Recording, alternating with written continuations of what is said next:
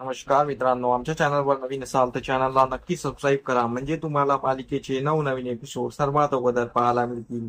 तर तुला शिकवीन चांगलाच धडा या मालिकेमध्ये काय घडलं ते पण बघणार आहोत.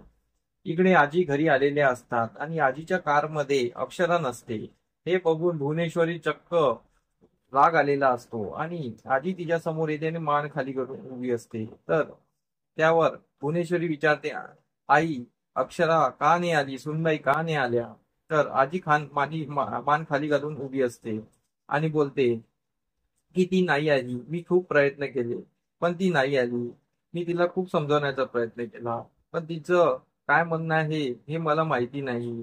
पण ती यायला नकार दिला तिने.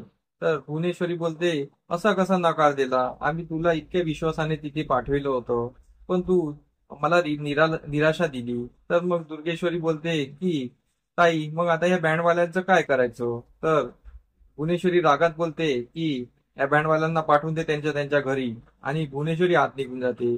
भुवनेश्वरीचा हा चेहरा बघून चारुवास खूप खुश झालेला असतो. पण इकडे अधिपती मनातल्या मनात बोलतो की मास्तरीनबाई, तुम्ही जे केलं ठीक केलं. कारण की तुम्हाला तर आजींना मना करायला खूप अवघड झाले सर. तुमच्या मनावर दगड ठेवून तुम्ही त्यांना घरी वापस पाठवलं. मला छान वाटलं, पण माझ्यासाठी तुम्ही हे केलं, मला हे पण खूप छान वाटलं. आणि अधिपती पण आतमध्ये निघून जातो. सर्व आतमध्ये निघून जातात. भुवनेश्वरी आपल्या रूम मध्ये आलेली असते आणि तिची आई पण तिथे आलेली असते. भुवनेश्वरी खूप चिडलेली असते आणि ती तिच्या आईला जबाब विचारते. तर तिची आई काही वेळ काही बोलतच नाही.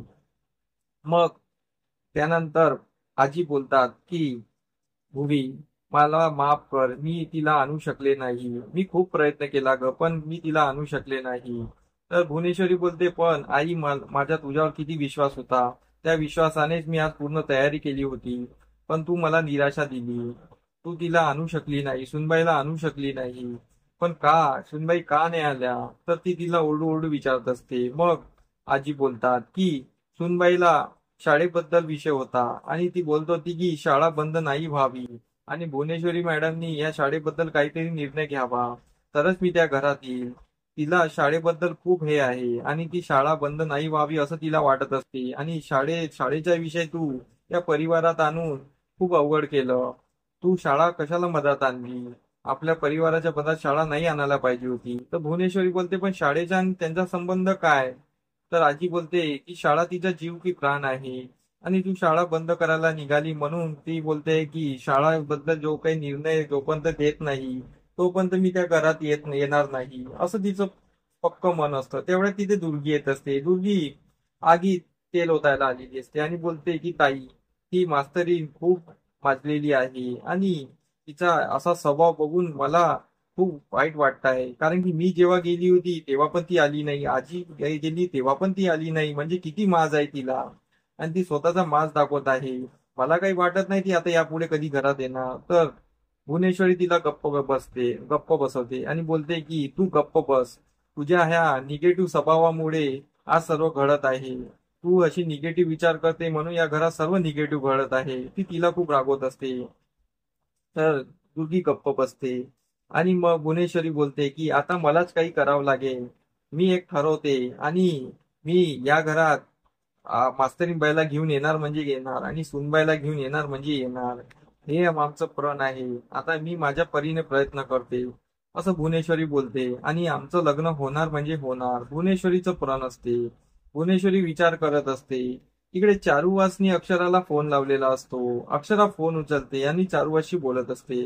चारुवास बोलतो की बाळा, मला तुझ्यावर खूप अभिमान आहे आणि तू जे वागली माझ्यामुळे ते मला खूप आवडलं. आणि तू असंच करायला पाहिजे होतं, नाहीतर भुवनेश्वरीचा चेहरा असा बघायला मिळाला नसता. आज भुवनेश्वरीचा चेहरा मी पडलेला बघून खूप छान वाटलं. 5 मिनिटासाठी भुवनेश्वरी एकदम हादरली होती आणि ते बघून माझ्या मनाला खूप छान वाटलं. आता मी भुवनेश्वरीला छेडेल आणि तिला वारंवार विचारेल की सुनबाई कधी येणार, सुनबाई कधी येणार. तिला एकदम चिड आणणार आणि तिला करायलाच लावील ते. आणि तू पण ठाम राहा. तू भुवनेश्वरीला सरळ म्हणायचं की शाळेचा विषय जो काही आहे तो निपटवा आणि शाळेबद्दल मला जे काही आहे ते कायदेशीर सांगा. आणि कायदेशीर स्टॅम्प पेपर तिच्याकडून लिहून घे की शाळा कधी बंद करणार नाही, तरच मी त्या घरी येणार, असं तिला म्हण. असं त्यांचं बोलणं होत असतं. मग अक्षरा एक गोष्ट सांगते की बाबा, तुम्ही जे बोलले होते तेच अधिपतीने ओंकार भाऊजीच्या हाताने मला सांगितलं की शाळेबद्दल विषय काढा आणि तुम्ही सध्या तरी घरी येऊ नका. तर त्यावर चारुहास बोलता की अधिपतीने सुद्धा हेच बोलला, म्हणजे आमचे विचार जुळायला लागले आहे, म्हणजे अधिपती आपल्या साईडने आहे आणि त्याची खुशी त्याला होत असते आणि दोघंही समोरचा प्लॅन करत असतात. मग इकडे भुवनेश्वरी विचार करते आणि भुवनेश्वरी बोलते की मी आता मास्तरींना फोन लावणार. तर इकडे भुवनेश्वरी अक्षराला फोन लावते आणि बोलते की सुनबाई, मला तुम्हाला उद्या भेटायचं आहे, तुम्ही देवळात मला भेटा. तर पुढील भागात आपल्याला असं पाहायला मिळणार आहे की भुवनेश्वरी ही अक्षराला देवळात भेटत असते आणि दोघही देवासमोर पूजा करत असतात आणि त्यानंतर भुवनेश्वरीचा प्लॅन असतो की आता अक्षराला कसं ना कसं घेऊन जायचं आहे. तर भुवनेश्वरी शाळेबद्दल विषय काढणार असते आणि शाळेबद्दल जो काही निर्णय घेणार असते.